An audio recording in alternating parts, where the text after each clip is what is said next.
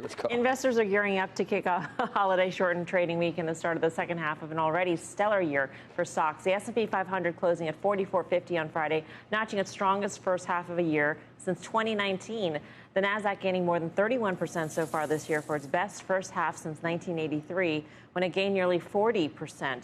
For insights on what to expect, especially as we count down to the next earnings cycle, let's bring in Sam Stovall, the Chief Investment Strategist at CFRA Research. Sam, good to have you with us. Thank you. Glad to be among the three that are up early on the day before 4th of July. Mm-hmm. Three total, I think. Three total in the whole universe. 4575 is your year-end S&P 500 target. What are the contours of that path to the end of the year from here?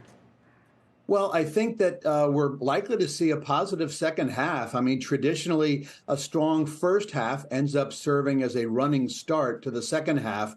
Typically, we're up about 4.5% in the second half since World War II, rising about 70% of the time. But if you have the first half that's up more than 10%, and this one was up higher than 15%, then you end up with about an 8% gain on average, rising in price about 82% of the time. So basically what it says is that those portfolio managers who are underperforming the market put the pedal to the metal and try to catch up.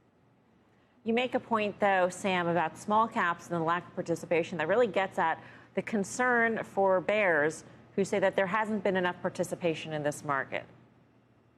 Well, participation really has been growing. 60% of the stocks in the S&P 500 are positive on the year. 2 out of every 3 are above their 200-day moving average. And we are seeing the small and mid caps improve in price, especially when they have relative PE ratios that are close to a 40% discount.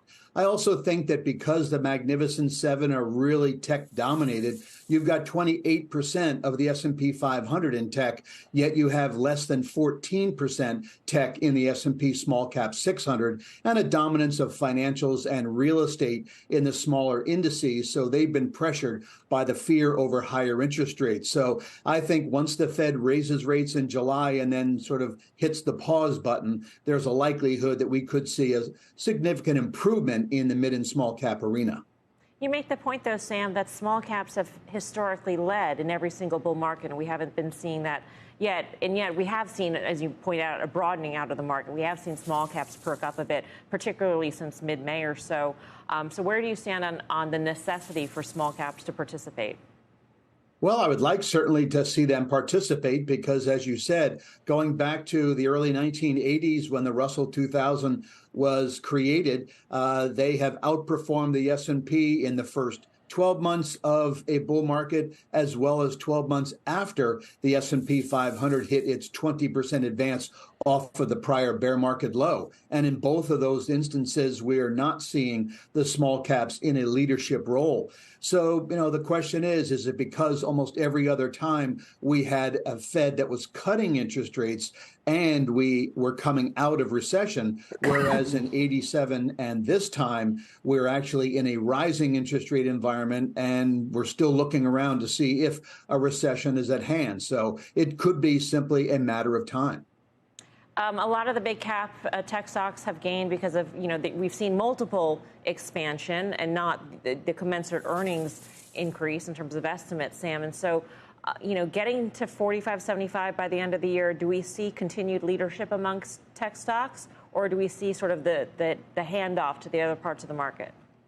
Well, what's interesting is that, in a sense, you let your winners ride. That going back to 1990, which is as far back as S&P has sector-level data, that the 3 best-performing sectors in the first half outperformed the market about 60% of the time in the second half, recording a similar frequency of advance. So at least you're going to stay in line with the market, if not outperform it.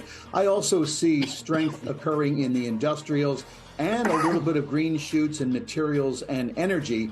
I would certainly stay away from the staples, healthcare, utilities areas because I think investors are essentially switching from oh no to FOMO, and so they're focusing more on the cyclical and growth areas. But I would not be surprised if we see some sort of digestion of gains in this more volatile third quarter.